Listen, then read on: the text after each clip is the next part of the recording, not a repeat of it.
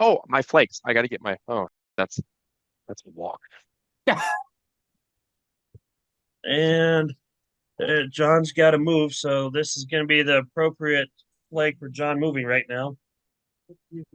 Stay Oh, in your shut up. lane, John. Faster traffic's coming through. That is such an accurate flag for John right now. It's insane.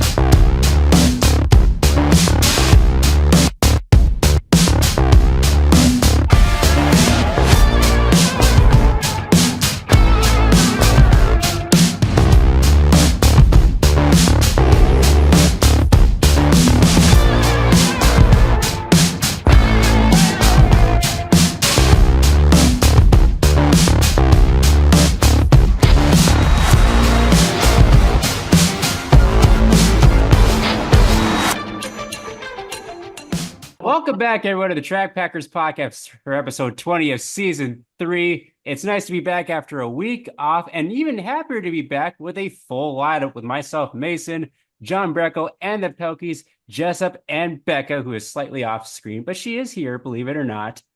Speaking of Becca, this is her first episode back in a little while. How are you doing? I'm tired. Glad to hear that nothing has changed in the last 6 or 7 weeks. Yup. Nothing ever changes with that one. Nope. To the other half, Jessup, he took a page out of Aaron Rodgers' book and just got back from a darkness retreat. How are you doing, sir? I feel refreshed and ready to go caution free the rest of the season until I get my first caution, which, if it's anything like Aaron Rodgers' season, I have approximately 3 more minutes. Yes, you do. I was like, I know where this is going. John, how are you doing? I'm doing well, Mason. I kind of missed you last weekend, though. I didn't get to see you for the first time in several weekends at a racetrack. So that was kind of disappointing. But besides that, I'm doing quite well. I'm healing. That's good. Well, yeah, you had a little bit of a surgery over the last couple of weeks that made things a little bit challenging for you. I was gonna say, Mason, we should have quizzed all of our listeners to see who was who. Because last week you made a post that said, one of us was missing, one of us was going under the knife, one of us was pregnant. That's definitely me. And then one was normal. Yeah, that would have The, been a the fun normal guessing one is game. definitely Becca. So, Yeah. just for podcasting and uh, formation purposes and racing purposes, John, you're going to get the blue and yellow flags to stay out of the way of the people who need to do the serious talking because you're going to be a little off pace tonight. So just hold your line and let us go around. I was gonna say I move a little slower these days than what I usually do. That's And okay. Some of just us so have we an get off this night. started, get caution flag ready. Yeah. So we can send back on pit side. Well, myself, I'm doing great. Came away from a week of racing in Wisconsin. That was a whole lot of fun. Had a really fun weekend this last weekend. Show you my winnings here real quick. You know, the real important thing that happened in Wisconsin, Mason finally had a green chili burrito. That is true. That was a good ordeal. And you kept the weather at bay for once. You see all Yeah. these winnings I got from this last Wow, weekend? you got a lot of cards. That is a lot. That's what happens with 3 straight kids nights. But anyways, we have a lot to talk about, and so we're going to try to have as efficient of a show as possible, which, speaking of efficient, this is the time of year where we kind of overlook the small details, little things. One of those things may be if you're working hard and want to transport from one area to the other, and you have a loose receiver hitch in the back of your truck, well, check out hitchharness.com with Tyler Hall out of Fertile, Minnesota. He has a very innovative product specifically for those receiver hitches where you can place them just right inside the truck bed so you can go have easy access in and out. So head over to the website, hitchharness.com, and check out all the products they have. Even if you want to work on your race car a little bit more efficient, check out the products they have, including chassis, dollies, and pull bar brackets. We're all about making life easier in the shop. Reach out to Tyler if you have any questions. And thank you, as always, Tyler, for supporting us on the podcast over the last couple of years. The lineup, as it stands for this episode, we have John Breckel on the pole this week, followed by myself, Mason, Jessup, and Becca rounding out the lineup. Woo! So This is good because, I'm a little bit not as fast as what I usually am, so I'm going to hold up Jessup. this is definitely where the IMCA point invert, or even with soda invert, comes into play with yeah, it'll be interesting to see how this ends up being with the way this podcast goes. So with that, we will drop the green flag and start episode 20 with who or what are we repping? And John, you get to go first this week. Okay, so I am repping because we're getting closer to year-end specials. I'm kind of excited about that as well.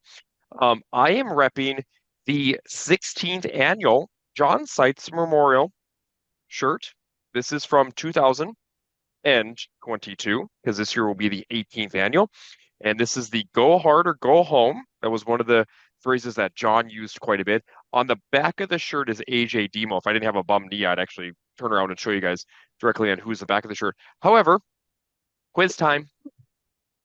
Who won the 16th annual John Seitz Memorial in the Wissota Late Model Division? And Mason, I think you were there for this one. Yeah, I was there for that one. I What year wasn't are there we for the on? 17th. We're on 25. No, this I year's don't the know. 18th, and this was in year 2022. 2022. Oh, I have a guess. that's oh, it's not Turnbull. No, it's one of two people. I feel like John said it already. Okay, you can go ahead, Mason, if you want to. Say it. Is it Demo? Shoot, It's not- I'm not confident in my guess. I was gonna guess Demo, but I don't think it is. No. It's not Demo. John's got an evil smile. Let's see. Come on, Becca, they're setting you up perfectly for this.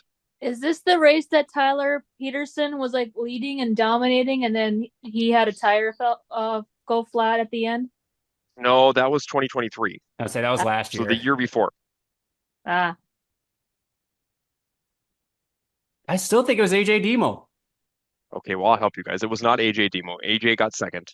Oh, It was, Down shot. yeah, it was Don Shaw. Don Yeah. picked up his second. That's the The other second guy Seitz who wins Memorial. all the time. Demo, Yeah.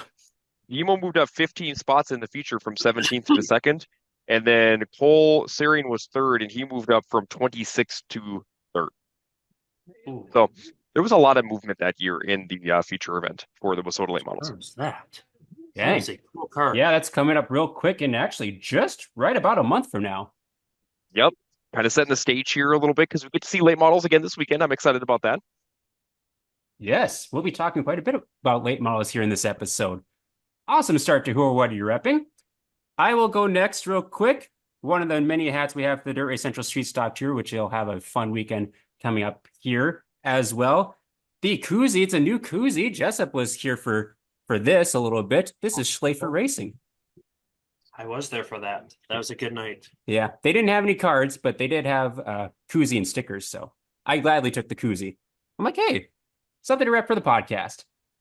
And one of the many shirts I've gotten over the last couple of weeks, talk a little bit about this later on in the episode, but this is a Rice Lake Speedway shirt, brand new for 2024. This shirt with the modified on the back, as it's under a new ownership group this year. And so I wanted to support Colby Keel and his crew. Was just there for the Street Stock Little Dream, which we'll touch on in just a little bit, but that is who or what I am repping for this episode. Jessup Pelkey, who or what are you repping? I am repping a former Wissota Superstock driver, and it is from Menominee, Tony Faulkner, the pilot. Tony, the pilot Faulkner. Very cool shirt.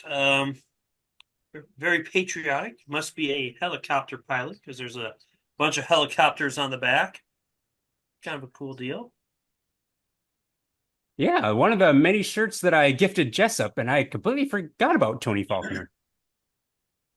Just tisk. Do better. I do. Yeah, I agree. I do need to do better, but cool shirt, Jessup. And last but not least, Miss Becca Pelkey, who or what are you repping besides a beige wall? Imagine, if you will, I'm wearing a light pink shirt that I wore to the gym earlier tonight. And on the front, it says, Drive to Survive. And then it has a street stock on the front. Just imagine, if you will.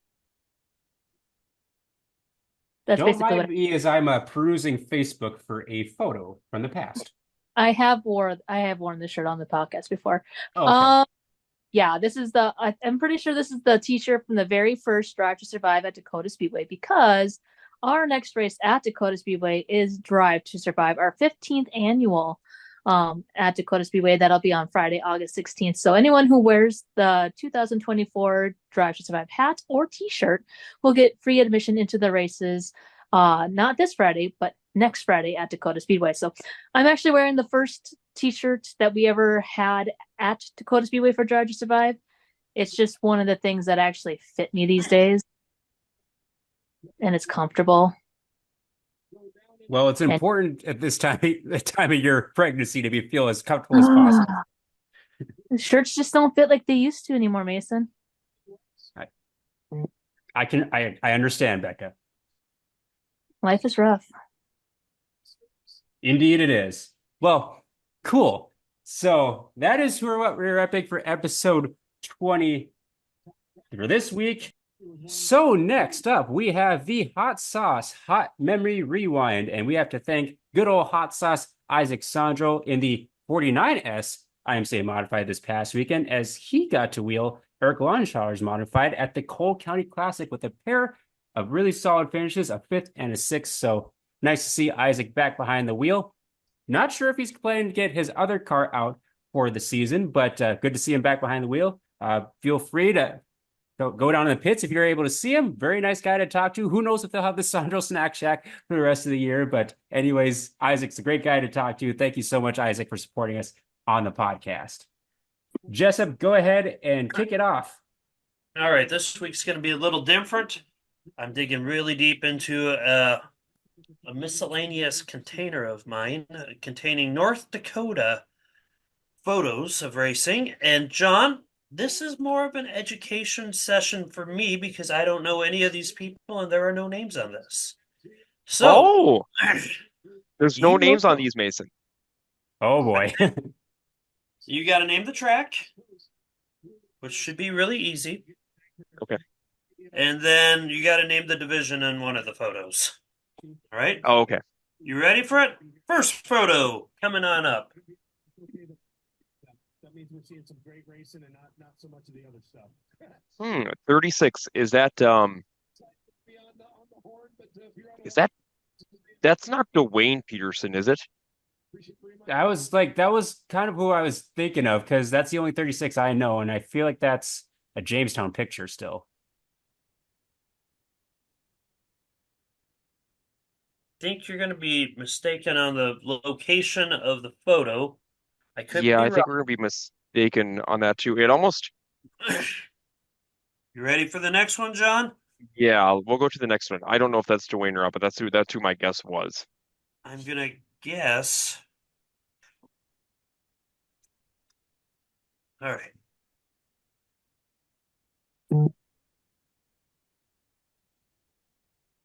That looks like a Mandan picture. Randy Sandvik? That looks like, I was gonna say, that looks like Mandan. That's a 13S. That has to be Randy Sandvik. Yeah, I think it's Randy Sandvik. Now, I'm going to say I would assume most of these are from Mandan, an early time of Mandan. But we're going to move on to the next one.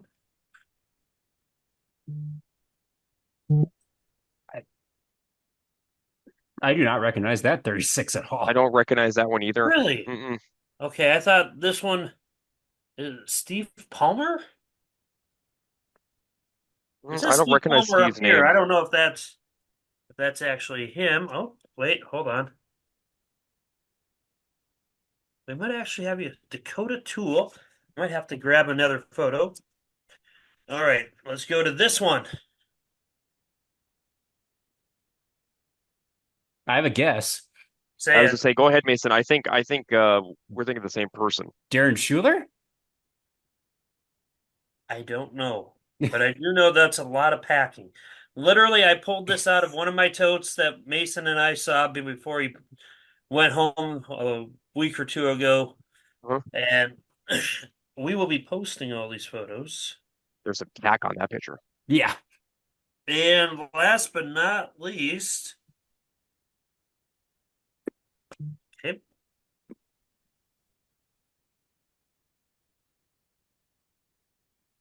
Brian Swenson?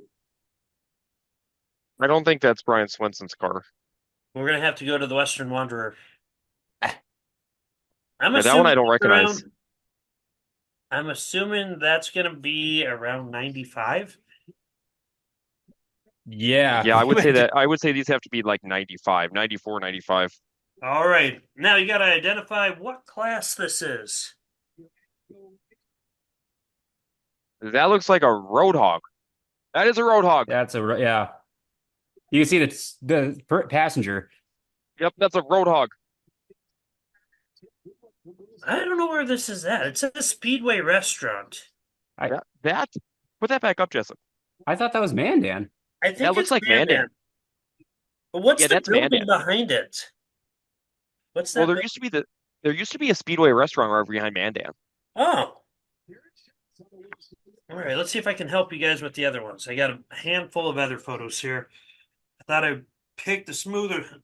Let's see. These are more Roadhogs. More Roadhogs. That's Jordan Boyce. Oh yeah, that's definitely Yeah. Jordan Boyce. But the one we knew has the only post-it note on it.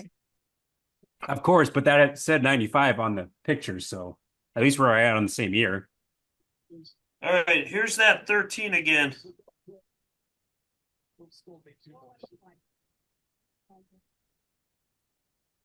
Zoom in a little bit on the back.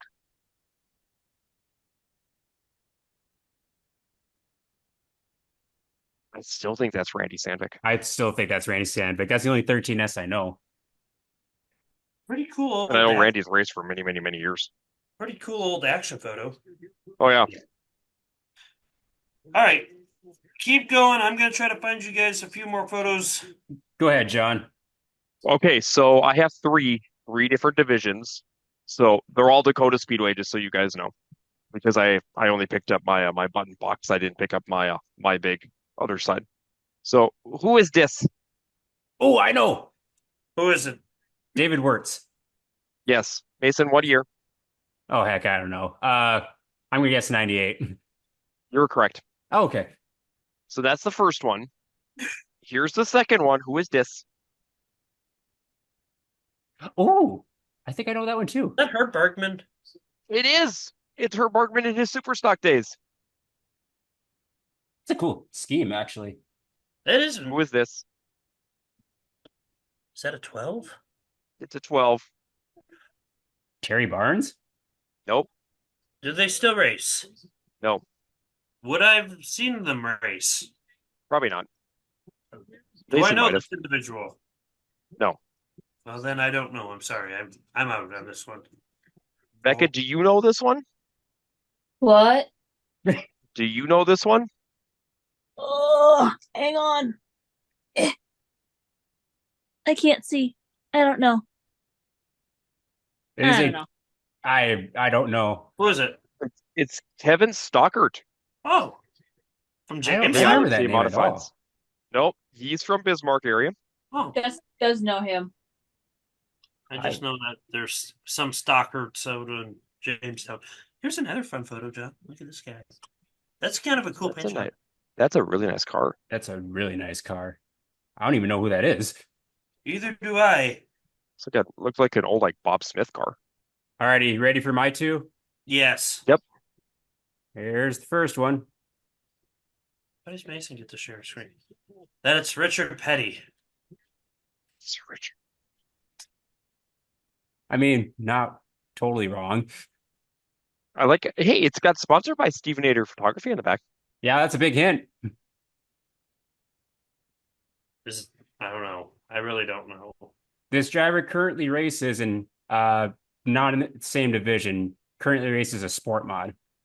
It's Corey Fisher. That is correct. Nice. Can you name the year, John? Let's see. 2017. No, I 2012. want North or to south say of 12? 2014. You're close. 2015. Okay, I was Well, gonna say I know she was in the hobby stocks for several years before she moved up. The other one I have is kind of easy, but I'm seeing if Jessup can get this one. 28. Only 28 I know is Jimmy Mars, Jeff Provenzino. Barnhart? No, this is a Midwest modified, and this driver still races Midwest mods with the same number. Brennan White? No, It's a good South guess though. Dakota. It's kind of looks like Brennan's car a little bit. It's from South Dakota. Jessup, he has a brother that races in the same division. Oh, the Nichols. Which one though? Tommy. There you go. What a guess. Jessup, guess the year. Yeah, what's the year? 2019. Good job. I How did you guess that? don't know, Mason. I'm just goaded like that. Well, as we try to figure out the earlier photos, that is our hot sauce, hot memory rewind. And so now we get into a track back report that has a lot going on. So we're going to try to move through this as efficiently as possible, although we're going to give a little more focus to the bigger races, such as the Gov Cup and the Street Stock Little Dream a little bit. But I'll start with the Bismarck gang. Becca, what were your takeaways from the Gov Cup weekend? Uno momento. Oh. I'm chewing. I'll Okay. go with one more photo. We can get this one, guys. I swear. No. Who is this person? That looks like John Gartner, Which one? senior. Senior. I would assume so. Yes. The Golden Arches give it away. That guy is chewing. Okay, I'm done. I Okay, have a Becca, for Governor's now. Cup. What did you think of Governor's Cup? I have to remind myself that even though it rained Friday and Saturday, that overall it was a successful show because for the first time in a long time we had late models. And they produced two fantastic races, and drivers had a great time and are eager to come back to Dacotah Speedway, which is the most important thing of all. So hopefully this year's Gov Cup will make the board of directors want to bring back late models to Dacotah Speedway for the future. So overall, I need to remind myself it was a very good weekend, even though it rained. Which is interesting because I rewatched the broadcast from both nights of the Gov Cup, and someone had a interesting comment at the very beginning of night one about the Rainmakers wreaking havoc, and yet you guys were the ones that had the weather issues for your big race. Thanks, John. No, I actually thank Mason for that. He felt bad that he was, that many miles away. Yeah, I felt terrible. It was Wisconsin. Jessup, what were your takeaways from Gov Cup? It was fun having late models there. One of the first times out to Mandan outside of Mod Tour, I got to see late models, I think the second or third time I was there, and during Gov Cup, and that happened to be the last time they had late models there. So it was a very nice field of cars. A lot of fun names came, and there were a lot that traveled that I didn't really expect to show up. Some of the South Dakota guys were a really cool addition to the field. There was some nice guys from out west, Jeremiah Ledoux and who am I thinking here? Dylan Price and a few other guys out there. It was fun to see them come out and race. And all in all, it was a fun. I honestly think, personally, I like the makeup feature more than the Saturday night feature. Because I was, in one aspect, I was trying to fix a handful of different things going on. And by the time I got to look up there were cars all over on the track. I mean, it was like panic, chaos, and pandemonium all mixed in at once. And it was fun to watch because the leaders had to go through traffic and everybody was doing really well. So overall, I thought the late models did really well on that aspect. Excellent. Yeah. I was actually really surprised at the turnout and just like the different areas that all the late model drivers came from. That was really, really cool to see. John, you got takeaways at all? That I have to echo what they said. I was really happy with the late model car count, the late model show as a whole. The mod feature was very entertaining. That one was one of the, one fun one to watch as well. On night two, especially with them having a little bit more tack in the track when the mods hit the track. Stock cars, still my favorite race of the weekend, as that was a heck of a battle up front between Hunter and Johnny, as part of that. And then one other thing on here too that I have to take away is I'm really happy that Jim Harris is doing okay after the rollover he had on night two in the late model. So I'm really happy to hear that he was okay after that rollover. Yep. That's good to hear that he was doing all right and fortunate circumstances, but thankfully everyone involved was okay. Who wants to go through results for Gov Cup? Becca, you go ahead. The winners won, Mason. The winners won. Did you see my name? Results, sure did. Gov Cup. Nice. All right. So Gov Cup this year was a different format. So on Friday, night one, it was supposed to be heat races for your IMCA Sport Compacts, Hobby Stocks, INX Legends, stock cars, modifieds, and then a full show for late models.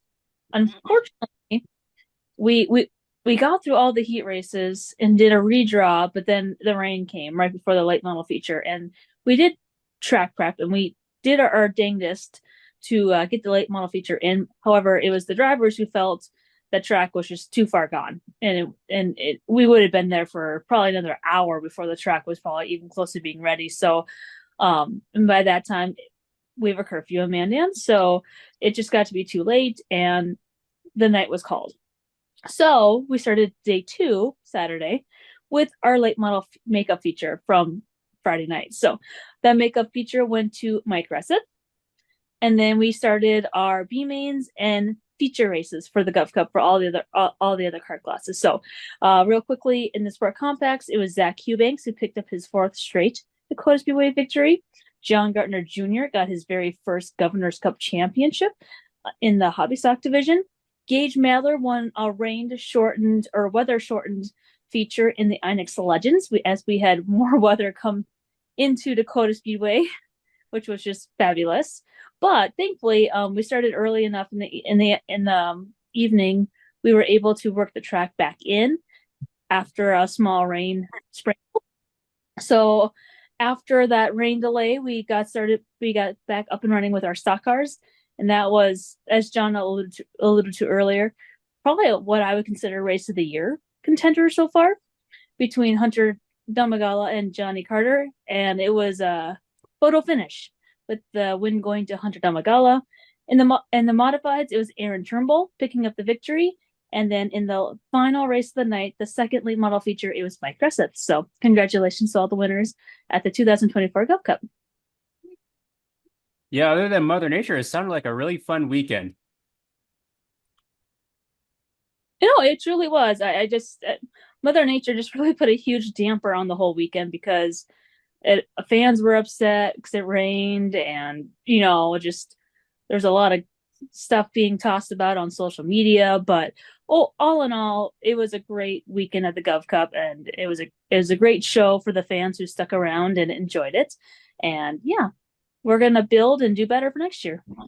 So moving on in the track back report, as I was in Wisconsin for about 5 or 6 days, went over on Thursday and for the Red Cedar Speedway doubleheader for the fair races for the Street Stock Tour for 2 of 3 nights, the third night being over the Cedar Lake Speedway. And so getting into the results there, on Thursday, they just had Hornets, Super Stocks, and the Street Stock Tour, plus vintage cars. They had a couple classes of the vintage cars, so those are pretty cool. Sounds like 5 classes of cars, and you're saying just?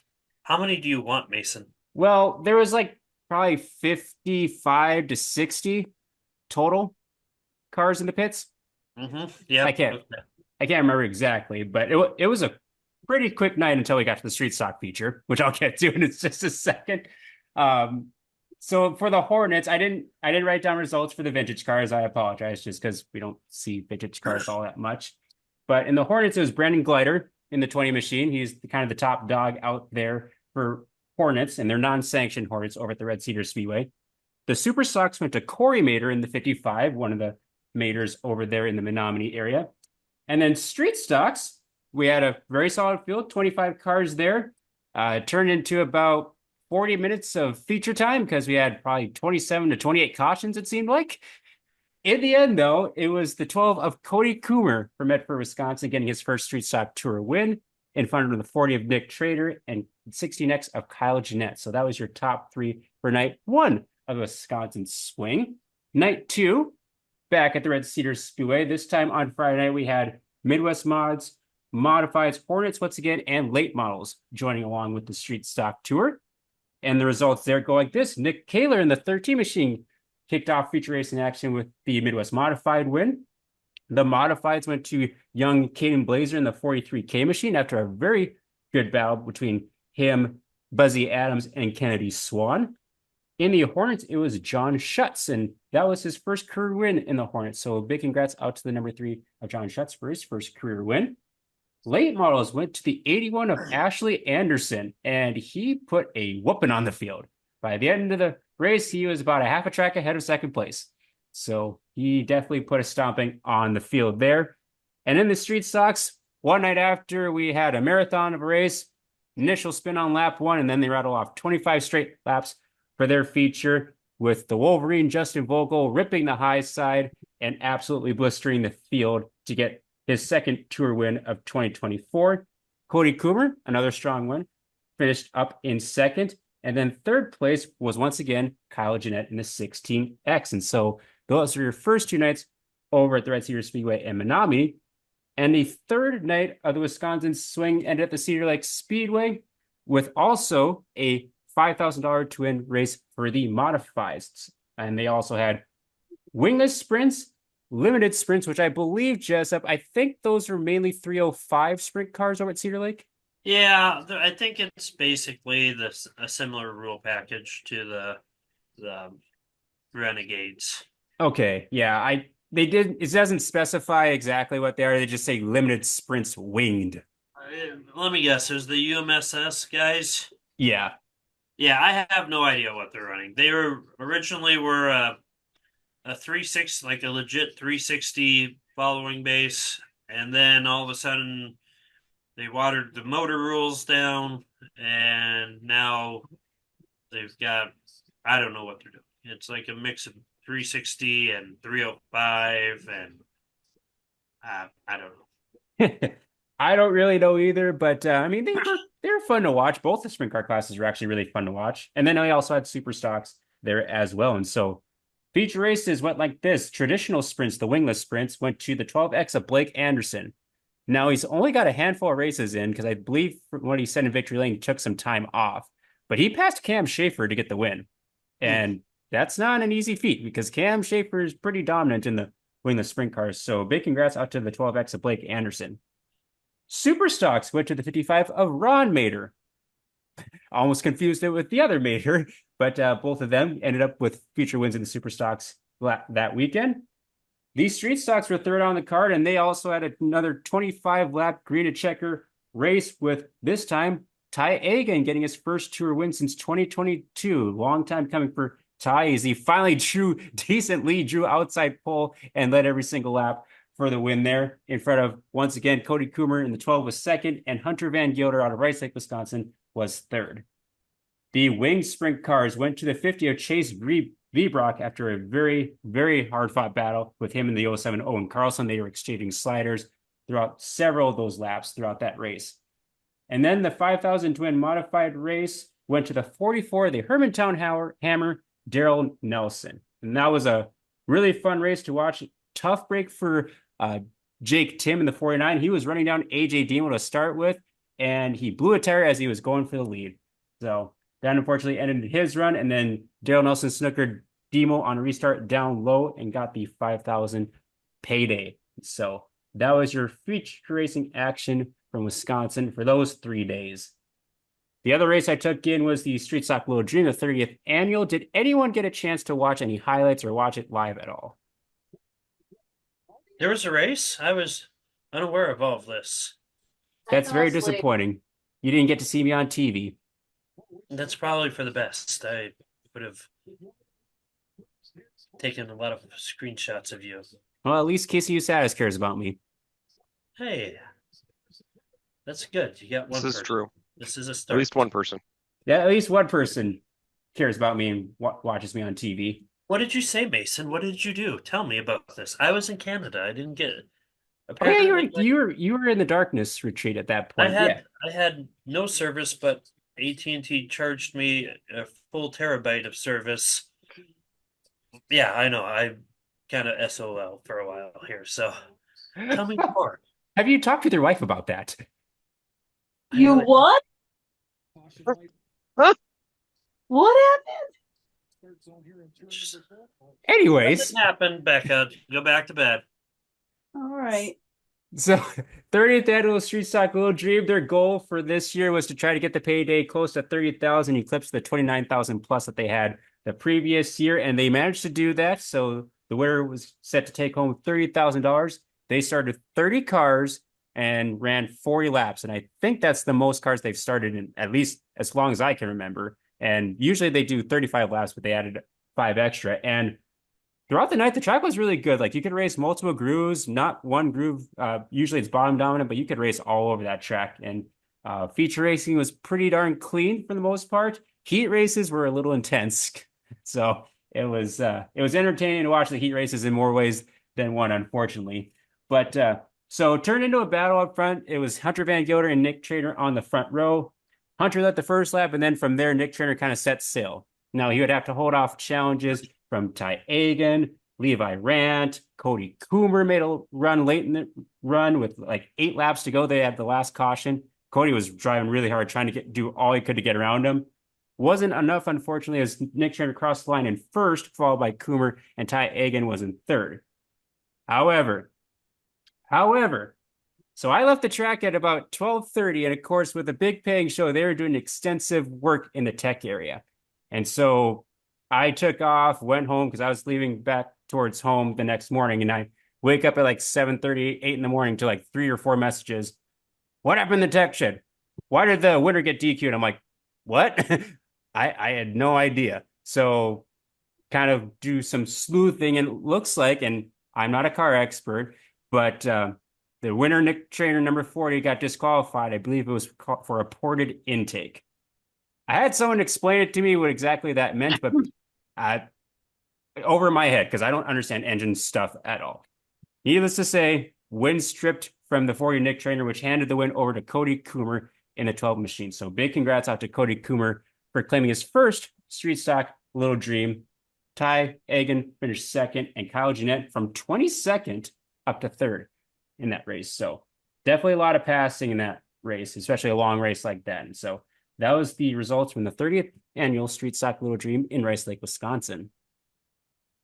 So with that, we kind of get into the results from this previous weekend as we were 2 weeks off. So let's head back over to Dacotah Speedway for, I believe, a regular night of racing. Anything specific happening this last Friday over Dacotah Speedway? Becca. Oh, hi. Hi. I'm here. I swear. Ugh. Hang on. I have to reposition myself. And with Okay, that, so let's let Becca get her thoughts together. And I'm going to go back one more area here, Mason. You missed me. I was in McLean last week, not this past Sunday, but the Sunday before for their season championship. Oh, you can throw a I caution was on me the for that. only- I'm sorry. The only track packer that was at a racetrack during that period of time. I completely spaced that out. I apologize. So I'll go through those really quick. It was a fun night at McLean. Unfortunately, there was a couple of legend drivers that kind of destroyed their cars over there on that Sunday night. But no, it was season championship night, and some of those battles were really tight in several of those divisions. And here's kind of where your results landed throughout that season championship, because this past weekend was their Bowl County Classic. that kind of their year-end big show that they had throughout their season. So okay, so let's start with the wingless sprints. So the wingless sprints had 7 entries, and it was a battle up front between Miles Tomlinson and Ross Cummings. Miles picked up the win there in the sprint car series, so congratulations to Miles with his sprint car win. In the sport compacts, it was a very exciting race between Brooklyn Tomlinson, Chris Yost, and Benjamin Burke. And Brooklyn Tomlinson picked up her first ever win in that 17 sport compact. So congratulations to her over there at McLean County. Then we moved into the sport mod division. And within your sport mods, it was her dad, Stan Tomlinson, who picked up the win. So back-to-back wins there for the Tomlinsons. As you go back into the McLean results, is right there. All three of them have picked up wins so far on the first 3 classes that we mentioned. If you go into your hobby stocks were kind of an interesting race as Tyler Satrin kind of looked like he had that one in hand until he broke under caution. Something happened with the car under caution. He had to go into the work area. They got it fixed, and he came back out, restarted tail end, and got third. But it was Caden Appel who picked up the future win over there in McLean on the season championship night. Then we moved into your legends, and your legends feature event was a great battle up front between Preston Martin, the Madler boys. Austin Weiss was right there. Unfortunately, like I mentioned, a couple of legend drivers like Dustin Hagen, Michael King, Sarah Davenport, they really wrecked their cars on lap one. They had a big pileup on lap one in turn one, and that kind of destroyed a couple of those legend drivers. So I know a couple of those drivers are putting new cars back together, so hopefully we see them back on the track here very soon. But it was Preston that picked up the win, and then Noah engaged that finished second and third, and were very close in the season championship battle. And then in your stock cars were a very interesting race because Will Sharetsky was leading points, came on the track, and broke before they even took the green flag. So I heard he blew in the motor. Yep. So Will didn't even have the opportunity to basically go for the track championship. So that kind of set up the battle between, I think Swallers was right there in the championship fight, as well as Jordan Boyce. Adam Goth was right there. Michael Swallers ended up taking the championship, and he finished second that night on the field. But it was Gabe DeShaw who stole the win and stole the party from everybody over there at McLean on that Sunday. So yeah, so really quick show over there on that Sunday. They had a very nice car count as well at McLean, and it was just a fun time to get back at a racetrack. Excellent. Thank you for mentioning McLean County Speedway. I completely spaced out that they had their championship night.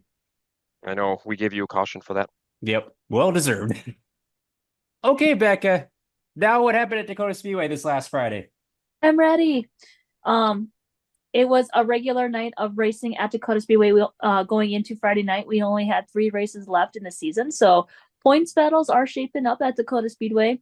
But we started the night off with a makeup feature from June 28th when rain hit right after intermission. So we had our IMCA stock car makeup feature, and Sean Strand was the winner in that event, picking up his second win of the season at Dacotah Speedway. Then we moved into our regular August 2nd show. And then, so kicking off with this IMCA Sport Compacts, it was Zach Hubanks picking up his 5th straight victory at the Dacotah Speedway in the IMCA Sport Compacts. Dylan Sandberg held off Bill Hultberg for the victory in the hobby stocks. It was a really thrilling INX Legend feature that came down to the wire between Preston Martin and Donovan Weist, but Donovan Weist got him on the low line coming to the checkered flag. So that was Donovan Weist's first victory at Dacotah Speedway this year. In the IMCA stock cars, it was a fun battle up front between Hunter Damagala and Scotty Gartner. Those two have been racing together for many, many years, dating back to the hobby stocks, the Wissota Street stocks, and now the IMCA stock cars. And it was Scotty Gartner who picked up the victory, his very first in the stock car division. So congratulations to Scott Gartner. And then Jeremy Keller picked up the victory, his first since opening night at the Dacotah Speedway in the IMCA modified division. So it's good to see Jeremy Keller back in victory lane, and congratulations to all of our August 2nd winners at the Dacotah Speedway. I have to give a shout out to you, Becca, John, and Brock for a great job too, because of course with John a little bit encumbered or hampered by his knee, you guys had a different setup, and so I listened to the broadcast, and it was very well done. I really enjoyed it. Oh, thank you. Yeah, thanks. And credit has to go to Becca and Brock too for how they got into the tower, got everything set up, got everything prepared. Jessup was also gone on Friday, so the camera was another area that we went through, set that up beforehand, got that ready to go. We actually had kind of a fill-in camera guy for the night, so that was kind of nice to see because then Becca could be in the tower with Brock coordinating up from the tower basis when they were announcing races. Because I was not anywhere close to the tower on Friday. I was on the second grandstand from the bottom on Friday is where I was sitting. So I had the wireless mic all night, and we just coordinated back and forth with lineups and racing. And Brock and Becca did a very nice job up on top, coordinating all of the racing action when it was happening, and providing filler sponsorship ads for the fans. Yeah, very, very entertaining to listen to. It looked like, sounded and looked like you guys had fun. So then the other race the track packers took in on Friday night was down at the Brown County Speedway. I went down there for their kids' night. Very, very popular night down there. They had all the cars come up on the front stretch. It was hot as heck, though, hot and humid, like mid 90s. Heat index was probably close to 100, and it was miserable, but that didn't stop any of the fans from coming out. It had a lot of kids show up. They had a lot of giveaways and things like that. So very popular, very well done by the Brown County Speedway to put on the kids' night down there with all the giveaways and everything. And so the racing action was pretty hot on the track too. Midwest Mods started things off with Todd Stark in the 54 winning in front of Taylor Schmidt, who is the points leader down there. And so a big win for the 54 Todd Stark, who had some time off in previous years, but is now back behind the wheel of a Midwest Modified and looking pretty darn good. Street Stocks, and they have a heavy points battle between their top five, and so definitely a lot of heavy hitters in that field. In the end, it was Chris Sayre in the 01 picking up the win, and he actually got in a multi-car wreck at the very beginning of that race and had a lot of damage to his car, but he was able to continue racing and hold off a late challenge from the 20 junior Jaden Bogue to get the feature win in the Street Stocks. In the Wissota Modifieds, it was showtime. Kent Arment running away with the win there in front of Tyler Anglin and Caden Schmaling. Kent, of course, very, very popular around the Brown County area and knows that track probably better than anyone. Does a lot of the track work at the track too, so he's probably got some of the most laps you can imagine around that place. In the Super Stocks, Trevor Nelson, who's kind of been on the struggle bus a little bit over the last few weeks, he looked like he was back at home, right up front. He basically just walked the field in the Super Stocks, and so no one was even close to him in the 71 machine. So another win for Trevor Nelson, the 71. And in the late models, it was Chad Becker in the 12 machine holding off the entire field, including Kent Arment. Chase Yelling, who had started deeper in the field, was running him down in second. And unfortunately, the cushion had become pretty wicked by the end of the night, and he jumped it with just a few laps to go, running down Chad Becker, and unfortunately ended his race. So the hot shoe Chad Becker finishing off the night at Brown County Speedway this last Friday. So then on to Saturday night's action, and that includes the Jamestown Speedway, which was ladies' night over the Jamestown Speedway. John, talk to us about Jamestown. Yeah, so Jamestown actually put some new clay on during the off week. So a little bit worrisome when we got there a little bit on Saturday, just because of the unknown. A lot of times you don't know with new clay if it's going to be rough, if it's going to race well, if it's not going to. Well, good news is that the racing action throughout the whole entire night was pretty entertaining. As a whole, and the track was extremely racy. Especially the features. The features were very well run. Except for the hobby stocks, they had a plethora of cautions. I feel like every single driver in that division did not want to finish that race. So yeah, but besides that, no, it was kind of a good overall night at Jamestown. Hobby stock division, it was Asher Williams who picked up the win. He had problems in his heat race. We scheduled to start 21 hobbies, started 19 and finished with 7. So we had lots of damage and carnage in that race. So, but no, Asher started 19th on the field and ended up first. So, Becca, how many times survived. did John say carnage in that race? It was a lot. It was a lot within that race. And then, unfortunately for Kelly Horner, he went flying off of turn number 3 and 4. He kind of hazarded it as Travis Ettinger lost a tire when him and Asher were battling for second, and it went right up into Kelly's path, and Kelly had nowhere to go. It jumped the tire. completely blew, I think the radiator along with other parts out of the car, and he just went flying right off of turns 3 and 4. So we had another Dukes of Hazzard moment on Saturday over in Jamestown. In the slingshots, it was Jackson Carroll that beat Denton Schill. So Jackson won the feature race there in your slingshots. Another great win for him as he's kind of up there on the points, and he looks like he's going to win the points title potentially here within your slingshots for the year. Now, in your Midwest Modifieds, that was a pretty good race up front between Brennan Wade, and you also had Jaron Wimstead there. You had Jared Klein there. You had a lot of heavy hitters in the Midwest Mods actually there on Saturday with Zach Ranke up front. Scott Bintz was in the field along with Blanche Schill and Lucas Rodin. A lot of those guys are really tough, and then Kyle Langland was also in the field as well. But if you look at the feature finishing result, it was Brennan Wade who held off a charging Jaron Wimstead. So Wimstead was kind of using the high side, running him down. And the driver that was really on the move was Jared Klein. Klein actually spun out almost coming out of turn number 4 and fell back almost 5-6 positions in that feature and got to third, battled with Rodin for quite a bit, and then drove back away from Rodin and almost caught the top two there towards the finish as they were going through some lap traffic. So congratulations to Brennan though. He actually looks like he put I don't know if he freshened up the wrap or if he kind of cleaned it up a little bit, but that wrap looks a lot fresher than what it looked even a couple weeks ago. So Brennan's car looks very sharp again in that 28 machine. On to your Legends. Your Legends race was, in my personal opinion, probably one of the best ones of the night. You had Casey Martin that was on the bottom that took the lead from Ryan Erdahl kind of early in that race with Daniel Heiser right there as well. Casey led for a while, but the battle behind him from about second through about 6 was pretty good. You had both the Madler brothers involved in there.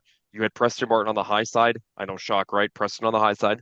Preston was making some ground up on the high side. Colin Compson was actually following Preston on the high side. And then caution came out. Caution came out with like 7 to go. And when the caution came out, it restacked him up front. You had Casey, who had gotten passed by Gage Madler, got around him on the bottom, and Preston got around him on the high side. Preston was the leader on the high side for a couple laps, and Gage was next to the wall down low. They were using the wall through turns 1 and 2 and over in 3 and 4, and Gage pulled away for his first Jamestown win. And then Casey got back around Preston for second, along with Noah as well. So it was Gage, Casey, Noah, and Preston, your top 4 there in your Legends race. So really good race there in your Legends. And they had 1 caution in the Legends. So really good race for your Legend drivers over there in Jamestown. In your Wissota Street Stock division, it was kind of the Chris. Jaden Chris was making his return to the Wissota Street Stock division running Ryan Grenza's car. Jaden started 11th on the field. There was a caution with only about 3 laps in when Dustin Erickson, who was running third, looped it in turns 1 and 2. He was on the bottom, Dustin was. On the high side was Ryan Mund and Roy Opp. And Dustin spun, and that kind of set up Jaden here for the restart. Jaden restarted, I think, right around that 6th, 7th area and drove his way to the front. He had a really good battle up front, side by side with Opp, as Opp was running the high line, Jaden was running the bottom. They were side by side. Jaden got around him, and then eventually Billy had worked his way into that second place spot too. But Billy never really got close to Jaden. He was always right around that second back from Jaden there through about the last 5 laps. And then in your modifieds, and Becca will probably agree with me on this one with the modified race, it was dominance from Alan Kent on Saturday night. Alan started on the pole in his heat race, won his heat race by 7.8 seconds over the field in his heat race. So he pulled away and never looked back in his heat race. And then in the feature event, he was right up front again, and based on the point invert, and he pulled away. And they had a caution. Corey Seekerson, who started 11th, had worked his way to the front. Corey showed him the bottom in 3 and 4 once. Alan kind of covered the line, and they battled a little bit, kind of nose to tail for a couple laps. And then by the end of that, he had basically about a 2-second advantage over the field. But it was Alan Kent, and Alan was doing something kind of interesting. He was running the high side in 1 and 2 and more towards the middle to the bottom in 3 and 4. So kind of that multiple different groove aspect over there over in Jamestown on Saturday. But no, Alan picked up the win, and that's his first win in Jamestown since a Mod Tour victory back in the mid-2000s in 10 era. So kind of nice to see Alan back in victory lane. But yeah, overall, track held up really well. There was a little bit of character through turns 1 and 2, more than even in 3 and 4. But over than that, there was moisture in the track. It had slicked off in certain spots. There was not really a hint of rubber at all in the track on that stuff. So really good night overall within Jamestown and some really good racing. Excellent. That set him up nice for this upcoming weekend, which we'll touch on in just a little bit. I was over in Madison for the second of 3 kids' nights. theme of the night was first-time winners. It was cool to see a lot of new faces in victory lane over at the Madison Speedway. Another hot night, although we had I think a front built up over the top of us. Didn't rain at all, but you could see as it pushed off to the distance that it just joined in with another big storm down in Minneapolis, and so close call down in Madison for weather-wise. But as far as feature winners go, pure stocks, Landon Albertson, the 7A, son of longtime great Ben Albertson, got his first career win in the pure stocks. And I didn't realize that was his first win, but big congrats out to Landon Albertson in the 7A. He looked really good out there. In the street stocks, another first-time winner, the 3J at Tanner Freese from Maynard, Minnesota. Now, Zach Flickinger should have had that race. Unfortunately, his belts blew off with 3 to go now after he had a straightaway lead. So very tough break for Flick, but that handed lead over to Tanner Freese, and he got his first career street stock win as well. Midwest Modifieds went to the 16T of Tim Kenton from Milan, Minnesota. Another great battle there, holding off the likes of Scott Tofty and Derek Reek. Super Stocks went to an Aberdeen driver, Stuart Shipkey in the 33, got the win in front of the Het Keys there. Modifieds went to the 10H of Nate Heinrich from Bellingham, Minnesota. Gen X late models went to a former national champion in the Mod 4s, Adam Preve in the number 9 machine. He's looked pretty good down there in his Gen X late model. And then finishing off the night, which I think was the race of the night personally, was the Wissota Hornets, because they were going 3 and 4 wide throughout their race, and there was some contact and carnage in amongst the race. And so made for a very entertaining race, but in the end, it was Leonard Lustfield with his first career feature win in the Hornets. I think when I looked at my race pass, he hadn't raced all that much before this. And so holding off the likes of Adam Vanderstein, Jerick Stabler, Bradley Ross, so just to name a few, very good to get his first feature win down in Madison. So we had 3 first-time winners, whether it was career or in their classes, out of 7 features. So very cool night to be down in Madison with a very fast and tacky track. Sunday, Nodak Speedway. John, you decided to take a trip up there. Yeah, we went up to Nodak on Sunday. It was our first race back from the fair, and it was a pretty quick night because we actually had weather kind of impending on us kind of all night. It was just kind of over to the west of us, and as the night continued, it just started building, and by the end of the night, it was already sprinkling at the track throughout all the features was kind of sprinkling. So they did the first victory lane interview. It was sprinkling, and we're like, you probably should skip this and let's continue going, which they did. Thank goodness they did. And got the show in because by the time we left the track and drove to basically Highway 83, it was a pretty good rain already within Minot. So they just beat the weather over at the Nodak Speedway. So classes running that night, they started with the Western Renegade non-wing sprint cars. They had 12 of them, and it was the Eric Guyot show.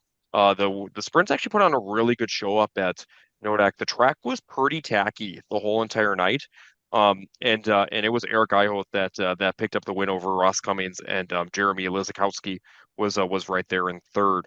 In your slingshots, they had junior slingshots up there for the first time this year over at the Nodak Speedway because they were done with points now.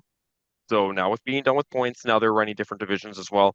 The slingshots were up there, and they had 14 of them, really good field of cars, and it was Gunnar Raynard in the 50 machine that picked up the win over Brogan Wagner, and Sladen Pfeiffer was in third, along with Eli Turnbull in fourth. So I think you can see some of the youngsters of drivers that we know quite well coming up here within the division. Next class on the track was going to be your NX Legends. The Legends had 15 drivers up there, and it was a battle up front between Preston Martin, the Madler brothers, and Austin Wiest. Sierra Davenport was right there as well. She looked really good on Sunday. But it was Noah Madler who won on Sunday, and he passed Preston Martin for the win on Sunday with about 5 laps to go. Austin Wiest was right there on his rear deck lid throughout pretty much that whole entire feature event. Looked really good as well, and Gage got third, and Preston was fourth. So really good run up there. Dayton Olheiser was top 5. And then in your sport compact race, it was all Zach Eubanks. Zach has been just on a tear this year, and Zach won over Chris Yost. It was Kyle Eklund who was right there in third, and then Benjamin Burke and Kevin Perdue was in the top 5. We ended the night with your stock cars. Unfortunately for your stock cars, they had actually had some carnage in the heat races. You had drivers like Gabe Deshaw who wasn't able to start. You also had drivers like Adam Goth, who had a really pretty much kind of destroyed the right side of his car. Adam's stock car looked pretty bad after the heat racer wreck over there on Sunday. And then you had even like Jordan Boyce, who had some motor problems, I think, over there in the 67. So he didn't start either within the feature event along with Brock Beecher. So they had 9-car start. It was a battle between kind of the Saskatchewan boys as well as the Williston guys. So you had Austin Doe there, you had Kyle Schopler, you had Brendan Labette there, and it was Brendan who picked up the win. So Brendan looked very good in that 57 machine. I think it was also an all-star qualifier night for the stock cars yep. too for Super Nationals. So Brendan won in his 57 machine up there. In Minot, Mad Mike Hagan, brand new wrap on that car. I think it's a brand new car for him, maybe too. It looked like a brand new chassis almost for Mike. I think it is, But yeah. it was kind of sharp. It was sharp looking with the white mixed in there. And Mike finished second, looked really good in that car. Slope was there in third. And then William Anajovic was in fourth. Brand new car for him too. Looks like he had purchased the Jaden Chris stock car. So brand new car for William in the 88 machine. And then Austin Doe, who was running his second car, was in the top 5. So that was Minot. We started at 7 o'clock and we got done a little bit after 9. So it was a quick show over there at the Nodak Speedway. Quick, efficient show at Nodak. Like they, especially with the weather coming, I'm sure they definitely appreciated it. Sunday night finished off at Casino Speedway for me. They got started late. I think, based on the weather, I think the track kind of held in the moisture more than they anticipated, so they had to spend some extra time rolling that in. Combined with kids' night, they wanted to make sure that fans and kids got their time with to meet the drivers before the races start. So we actually didn't get started until almost 7:30. So we got 4 out of the 6 feature races in before Mother Nature came in and wiped out the remainder of the night. We did get street stocks in, which went to the 31 of Jason Marco, holding off Maria Brooksick and Braden Brower. Not an easy feat to do. So big congrats out to Jason Marco. I believe that's his first win of the season. The Midwest Modifieds, that was a wild race. Had a lot of shuffling, a lot of contact in that race. Scott Hansen held off Mike Nichols and Derek Reed. They were almost 3 wide at the line. And I mean, Scott had to do a lot of maneuvering to hold on to that race lead after he had gotten it from Chad Williamson and Todd Stark. The Gen X late models was a very entertaining race because that was even more carnage and contact. Yeah, I think everyone got a little piece of everyone in that race. In the end, it was the 20 of Doug Walsh getting the feature win in the Gen X late models. And the last race of the night that they got in was the Modifieds with Mike Stearns in the 24S getting the win. Unfortunately, they lost about half the cars in that race because they started with 9 and ended with 4. So it wasn't like there was a lot of contact, but just random stuff going on, random mechanical troubles, and a couple little incidents that just took drivers out of contention. So they'll be running their makeup features for the Lesotho Late Models and the Lesotho Hornets on their upcoming race on the 11th of August. And so that, ladies and gentlemen, is the track pack reform from the last 2 weeks worth of racing. So now as we're in August, racing action starts to pick up a little bit as the point season winds down at several of the tracks. What's upcoming in the state of North Dakota, Mr. Dakota Dirt? Yes, so again, race fans, if you want anything that is results related, North Dakota schedule related, weather forecast, be sure to check out Dakota Dirt. Again, it is your one-stop shop for everything North Dakota racing results. And again, you can check them out on their social media platform at Dakota Dirt or on their website at dakotadirt.org. Well, thank you, John. It's going to be a busy August here. A lot of racing going on. This Friday, we got 4 tracks going. It will be River Cities, Red River Valley, Jamestown, and the Williston Basin Speedway all racing. This is the big doubleheader for the Dirt Central. What is it? Dirt Race Central. Dirt Race Dirt Central. Race Central. Street Stock Tour. And I want to say series, but it's a tour. And there will be a doubleheader there at Jamestown, Friday and Saturday. Racing also on Saturday is the Devil's Lake Speedway and the Estevan Motor Speedway. Is it this week, John? I can pull it up here with Devil's Lake. I think it's the Devil's Lake has the Dakotah Lightning yes. Sprint Nationals going on. So that'll also be taking place over, I believe, at River Cities, Ada, and Buffalo River Valley. Yep. So they start at Ada on Thursday. They go to Grand Forks on Friday. They hit Devil's Lake Saturday, and then they end at Buffalo River on Sunday. If they do get rained out, there is a rain date on Monday set aside at Buffalo River. So, Nice. so that is in their cards for this year. So yeah, so that should be exciting for them because Devils Lake has late models off on Saturday. They actually did their points championship last week, and late model drivers are going to be in Jamestown on Saturday for a special before the Stock Car Stampede in September. So $2,000 to win for the late models in Jamestown on Saturday. One thing that race fans should take note this week was scheduled to be the Tri-County Sauerkraut 500. It got moved up from previous years for whichever reason. I'm not real sure why. But that has been postponed and pushed back to September 7th. So our calendar is going to say it's this weekend. It is not. That's going to get pushed back to a one-day show on September 7th, which is a Saturday, first Saturday of September. So that's one note that fans should be taking note of. Also, on Sunday, the Nodak Speedway will be racing as well. Non-wing sprints, hobby stocks, slingshots, NX Legends, and sport mods. So, nice little weekend here for racing. If you're a Lightning Sprint fan, this is going to be your weekend. There should be a lot of good traveling Lightning Sprints coming into our local area. And outside of that, that's about all that's going on this week around our area. Estevan has a stock car special as well. So that's what's going on. I think that's also an all-star I think qualifier. so as well. Let's double check here. Williston's a regular show. Red River is the Sanders Sport Mod Challenge with the meet and greet at with the Sport Mods. So Mason, another good chance for you to get hero cards if you can sneak over there before the street stock tour in Jamestown. Yeah, I could probably swing that, but I will not do that.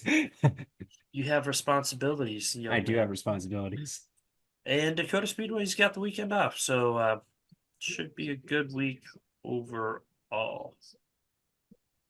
Yeah, racing action's picking up outside the state of North Dakota as well. They got the Northern Storm right now going on down at Ogilvie Raceway. Last night they got rained out at Princeton. I believe they're in Hibbings Raceway tomorrow.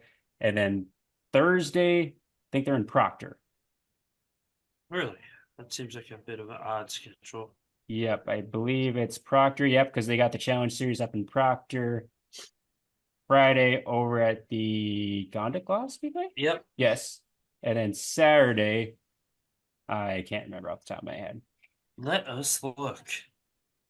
Going through my looks like the ABC Raceway. Oh, that'll be a good race. So they got a lot of racing for late models out in the Iron Range and Eastern Minnesota.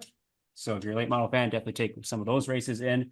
Otherwise, on Thursday, the 8th, Norman County Raceway, as we stated, is racing with the Lightning Sprint Special, and Victory Lane Speedway is running as per usual. On Friday the 9th, Fiesta City Speedway's got a Superstock Special. I believe it's $750 to win for the Superstocks. I-94 Speedway has their Gen X late model special, which is $1,000 to win there. Miller Central Speedway has a doubleheader taking place Friday and Saturday, with Friday being their championship night and Saturday being the makeup show for the 1200 to win with Soda Modifieds. Princeton Speedway, Red Cedar Speedway are also running on the 9th. The 10th, North Central Speedway. Hopefully we'll get a show in. I know they've had weather issues the last week or so. Ogilvie Raceway is racing as well as Rice Lake Speedway and Viking Speedway. And then the 11th has Bemidji Speedway, Buffalo River Speedway with the Lightning Sprints, Casino Speedway, and the Granite City Motor Park with their Meet the Drivers night. So definitely a lot of racing action to take in this weekend. for the second full weekend of racing in August.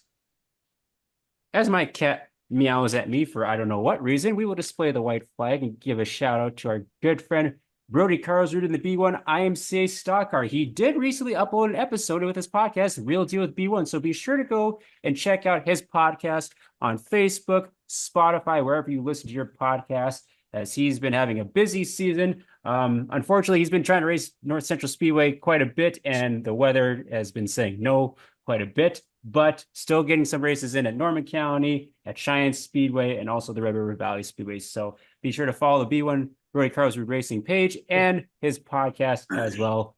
Thank you so much, Brody, for supporting us on the podcast. Now for wins of the week, Jessup, you get to go first because Becca wants to make sure you get your for sure wins in there. Well, we have all Becca's wins here because I have her list. So Becca's first one will go to Scott Gartner with his first IMCA stock car victory at the Dacotah Speedway. Congratulations, Scotty. That's a big deal for you. The second win of the week for Becca will go to John Gartner Jr., who picked up his first Governor's Cup victory. So it was a very emotional John Gartner Jr. in victory lane when he was interviewed by Becca. A long time coming, a lot of near falls, we could call them, where he came up just short. And that finally, that little weight has been pulled off his shoulders. He is now a Gov Cup champion. So tip of the cap to the Gartner family on a good week of racing over at the Dakotah Speedway. She also has Tim Ward with his 100th win. Yes, because that was a big deal during the Dakota Classic Modified Tour. Because I feel like every interview they kept asking, "What's it going to mean when you win the 100th win on potentially the Dakota Classic Modified Tour?" And he didn't, but now he did. So that's, I don't know. That's got to be a really good milestone for any driver to reach 100 wins. I don't know how many actually have done it. So tip of the cap to Timmy. And those are Becca's 3. Excellent. Yeah. I was assuming Becca fell asleep. Sure.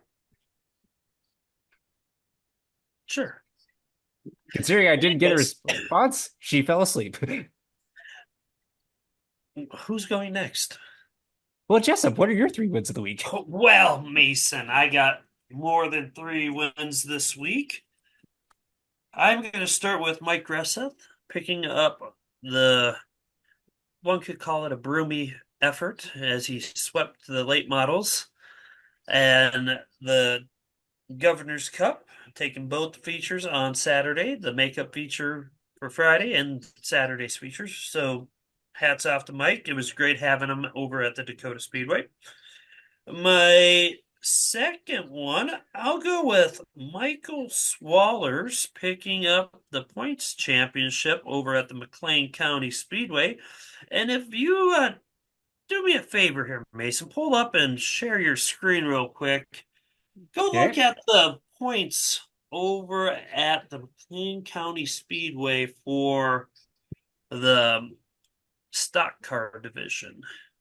Stock car's coming right. Oh, jeez. I see. It was a little close. Yeah. Oh, you think it was just a little close, John? It was very close. Yeah, it was a little close. For those who don't have the ability to see this or just listening to us on a podcast, basically, everybody was within 2 to 4 points. Yeah, that's insane. Let's see here. Second place, 2 points behind Will Shareski. Third place, Will, I can't say your last name. Manajovic. Thank you, John. Tied for second, 2 points. Jordan Boyce, technically fourth, but still tied for second, 2 points behind. Fifth place, Adam Goff, 3 points back. The top 5 are all within 3 points. So, tip of the cap to Mr. Swallers for holding off a very competitive field of drivers and a very close point battle. Yeah, that is nuts, especially with the way that race kind of unfolded before the race even started and during the race. Yep. So, final one, I'm going to give kind of a co-win. They're going to share it because I thought it was kind of interesting how they finished at the Cole County Classic. In the modified division, I'm going to go with Stephen Pfeiffer and Travis Hagan. Reason being, Stephen won the first night, Travis got second. Travis won the second night, Stephen got second. So, kind of a neat little deal there. Oh, here she comes. She woke up. Oh my goodness. Anyways, I just thought it was. She's naked. Okay, race fans, be sure to watch now. Right. And with that, the black flag comes out for Becca. Maybe you could use that to cover. Yeah. Anyways, those are my wins. I have one extra one here. If you guys don't mind, I would go with Asher Williams, going 19th to 1st. A hard charger of plus 18. A lot of movement. Yep. So those are my wins of the week. Becca, I already did all of yours. Mason, you can go next. Okay. I got three more. First one, I'm going to give it to Cody Coomer, who had a very, very excellent week over in Wisconsin, getting his first Street Stock Tour win on Thursday at the Red Cedar Speedway, followed by two runner-ups the following two nights on tour, and then, of course, nabbing the $30,000 check at the Street Stock Little Dreams. So hard to beat that. Hard to beat that performance. Not finishing worse than second and nabbing over 30,000 plus in winnings is pretty dang good. So first win goes to Cody Coomer. The second win goes to Parker Gilbertson. Do you know who that is? That would happen to be the son of Matt Gilbertson in the Whistle Late models. He made his debut in the Gen X late models on Saturday at the Madison Speedway. Started fifth in his heat, finished third. And in the feature, started sixth and finished second. And looked really good. So, of course, he was out on this front stretch during meet and greet, kind of signing autographs and all that. And I was like, yeah, he looks really good out there. He's like, yeah, we missed the gear selection, though, because I was chipping out at the flag stand. I had to roll out of the throttle, and we had to make some adjustments and talking like all this technical stuff. And like, I think one of his friends is like, dude, it's your first race. Like, you're doing awesome. So, I mean, he's got a couple of good teachers. I know, obviously, his dad, but I think Rusty Coleman, who is a big supporter of Gilbertson Racing, he was also down there giving some advice. And so it's got quite a bright future for young Parker Gilbertson. So it'll be exciting to see what he does. That's my second of the week. And then my third win of the week goes to Ron Weber. He drives the number 51 Wissota Street Stock. And he had a big win this last Friday over at the Gallatin Speedway, as he won for the first time since August 21st, 2009.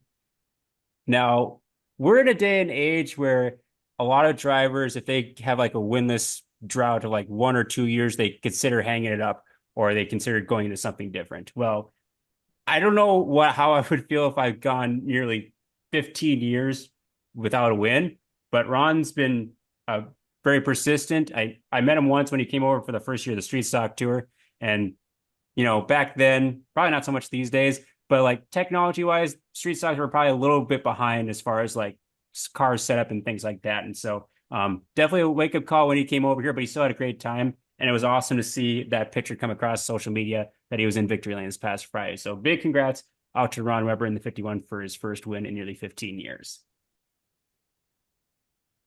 John? Mason, those are some pretty good picks Thank you. overall. Okay, so my first win of the week, I'm going to give it to Eric Iote. He's been kind of on fire lately with that wingless sprint. You know, Nationals is coming here in about a month for them over at the Devil's Lake Speedway. And he got a first, and a third this weekend. So, and he looked really good up at Nodak. He won by about a half straightaway. So he was kind of the class of the field up there, both heat and feature win. So congratulations to him on a Very, very nice. Kind of second half of his season. He's been on kind of a tear here, that second half of the season. My next win has to go over to a driver who has also been kind of on a tear here of late, and that's going to be Trey Hess. Trey has been very strong in his Wissota Street Stock. He actually has so far this year, he's got 29 starts and 10 wins. So Trey has got quite a few, um, victories out there, and he's been kind of on a tear as of late. This weekend, though, he went to the Victory Lane Speedway up in Winnipeg, got second.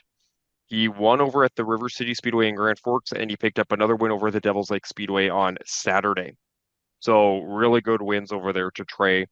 Trey has had a pretty strong season overall, and it's kind of getting hot here during the summer months, right before he starts hitting invitationals, and that's kind of a good thing because that's always when you've got your big paying shows upcoming here in all of your classes and divisions. And my final win of the week, I have to give it to Alan Kent for that dominating performance over in Jamestown. Alan was just in another zip code pretty much on Saturday. And it's kind of interesting too, because he had said in his Victory Lane interview that they were not very good over at Fargo at Red River Valley Speedway on Friday at all. So they did a lot of changes and they wanted to test. So they used Jamestown as their test session. And I think it went quite well from a test session perspective. I would say so, especially when you win the race by almost 8 seconds. Yeah, especially your heat race when you're ahead by, 8 seconds. That's quite a bit. Yeah. So congratulations to Alan, and those are my wins of the week. Excellent. Well, before we sign off, anyone got any closing thoughts? Speaking of close, Becca, do you have any closing thoughts? She's gone. She's gone. Well, here's a He left closing us. thought. We'll She give probably got hungry. everybody a spoiler alert, even though it'll be already done and results will be posted before this gets out. But Gabe Deshaw got fourth at the Harris Clash as of now, unless he gets a DQ in or some sort of shakeup in teching, which probably won't happen too much. But he got fourth in the sport mods, and Tim Goodwin got 19th. Wow. So North for Dakota them. represented pretty well. Yeah, we had a lot of drivers go down there for the Harris Clash. Yep. Mhm. So that's about all I really got. I mean, it's gonna be a nice little weekend. Nice Oh, quiet. and Knoxville Nationals are this weekend, I 410. know we can only Yes. hope that Uncle Donnie goes all the way to number 12. I love Donnie's paint scheme 14. that I have seen now in person because I actually posted a picture of it on the World of Outlaw Sprint Car page as the car was in the parking lot over there. As you know, they're getting their cars prepped because tomorrow starts the first night of the Knoxville Nationals, and it looks pretty nice in person, I will say. How did you see it in person, John? So I took the picture and I looked up close to it, and that was in person. How do they had like what 82 sprint cars on Sunday for their Capitani They had Classic? 82 sprint cars for the classic on Sunday, and what a field! There Yeah. would be considered a lot of cars. That'd be We a have lot of cars. 108 registered for nationals. That's pretty awesome. I wish I could be down there. Yeah. One of these years I want to get down there too. You gotta get off the street tour. Come hang out with the cool kids. Well, yeah, that and usually after a weekend in Wisconsin I get sick. Knock on wood, that hasn't happened. So So Mason, when you were in Wisconsin, let's hear we lost all light and The lights went off again. What was the best food at each track that you had? Did you even eat at any of the tracks besides Cedar Lake? I don't think I ate anything at the track in Menominee, but the green chili burrito was pretty dang good in Cedar Lake. How many years I've been trying to get you to eat the green chili burrito? Quite a few. They have everything at the They've got- concession area is good though. Yeah, it is, and it's really good price too. So Very, very reasonable price too. Like I came over like one of those like trays that you get from like McDonald's with like fries, the burrito, and a pop, and it was like maybe around $10. yeah, I was like, you can't get any better than that. I don't know. It's tough. Oh, also, very good chicken strips and fries in Rice Lake, and their slushies are amazing. Really? I didn't know they had slushies. Yeah, it's like they had Huh. two different Jolly Rancher flavors, and like, oh gosh, they were good, especially on a hot day. I bet that's one race I'd like to get over and see. The heat races are something. Is it okay? So was it as bad as previous years? It Or was well, whoa! Who, okay, who so here, became who became the PA bulldozer? okay, so it wasn't like it was like dirty driving, but there'd be a mixture of like, rubbing elbows, and then you'd have people just spinning out randomly from the lead. That happens so many dang times. It's like, oh hey, they're getting some good passing points. They're gonna come in and take the white flag, spin out in front of the field. I'm like, Neat. you just killed all your passing points, dude. That happened multiple times. Yeah. But it makes it entertaining as a fan. I bet it does. I bet it does. Yeah. Anyways, Becca sort of disappeared in the darkness. So I guess that's a good note to end episode 20 of season 3. Be sure, as always, to like, share, and follow the Track Packers podcast. Special shout out to Blaine Guthmiller, who likes pretty much every post that we make. So thank you, Blaine, for the support of the podcast. Thank you to our sponsors, Hitch Harness, Real Deal with Brody, and Isaac Hot Sauce Sondrol. Big racing weekend coming up, with it being August and point seasons are winding down. So we hope to see you out there packing the track.